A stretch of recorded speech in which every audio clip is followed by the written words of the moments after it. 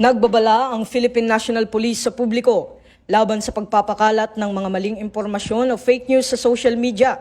Kamakailan, napag-alamang ginamit ang opisyal na logo ng Public Safety Savings and Loan Association Incorporated sa mga social media memes na kumakalat online. Nilinaw ng PSS Line na hindi sila konektado sa mga nasabing nilalaman at wala silang pahintulot o kinalaman sa paglabas ng mga ito. Hinihikayat ng PNP ang publiko na maging mapanuri sa pagbabahagi ng impormasyon at kumpirmahin muna ang pinagmulan bago ito ipakalat. Maaaring mag-verify sa mga opisyal na social media pages ng mga ehensya ng pamahalaan tulad ng PNP at PSS Live upang matiyak ang katumpakan ng impormasyon.